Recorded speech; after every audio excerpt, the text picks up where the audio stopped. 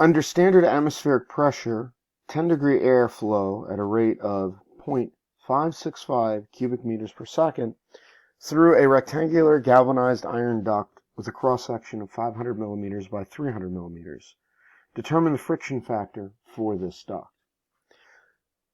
So we have a non-circular duct. We're going to have to go and calculate out the hydraulic diameter. So as we look at this, we want to solve for Reynolds number based on diameter. It's VD over nu. We need this because we need to find we need to go to the Moody chart to find the friction factor. So let's look up air at 10 degrees centigrade. We'll find that the kinematic viscosity of air is 1.41 times 10 to the negative fifth meters squared per second. Just get that from our book. Now we're going to need to know, since this is the hydraulic diameter, it's going to be VDH over nu.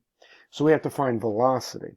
Now, we're not going to use the hydraulic diameter to calculate velocity. We're going to do that the same way we've been doing, just the flow rate over the area.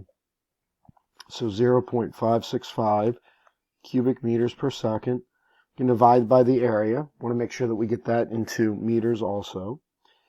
So we'll just do a conversion on the fly here. 0.5 meters times 0.3 meters. That's going to give us meters squared on the bottom, cubic meters per second on the top. We're going to be left with meters per second. And so that will give us a velocity of 3.77 meters per second. Now, let's calculate out the hydraulic diameter. Hydraulic diameter is 4 times the area over the perimeter. So 4 times our area, we already calculated here, 0.5 meters times 0.3 meters over the perimeter. And so now we calculate out the perimeter. So remember, what's the perimeter? The perimeter is just that linear length there. So we have apologize about that. We've got one side's 0.5 meters. We have another side's 0.3 meters. And it's perimeter, so it's not, we're adding them together because we're looking for that linear length. And so that gives us 2 sides of it, but we have a full rectangle, so we need 4 sides. So that's 2 times that, 2 times that.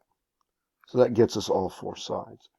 So if I go and I calculate that out, I will have a hydraulic diameter of 0.375 meters. So now I go and I plug that into my Reynolds number equation. Let's find Reynolds number based on hydraulic diameter.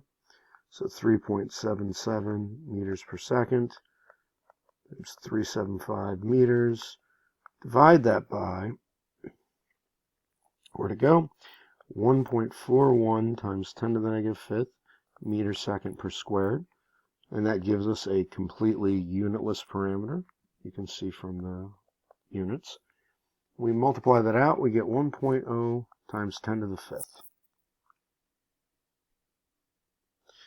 So if our Reynolds number based on hydraulic diameter is 1.0 times 10 to the fifth, we look up epsilon, and we are dealing with galvanized iron, so 0.5 millimeters, epsilon over dH, because once again, whenever we're dealing with the Moody chart, we have to use the hydraulic diameter, 0.5 millimeters divided by, now I need to convert this into millimeters so it stays unitless, and then I'll have 0.0004. So now we go on the chart and we look. There's 1.5 times 10 to the fifth is this line right here. And now we go and we look, where is 0.0004? So that's 3 zeros and a 4. It should be right here. So we bring that over to here. We can see that those guys cross right about there. So from the Moody chart, F is 0.02.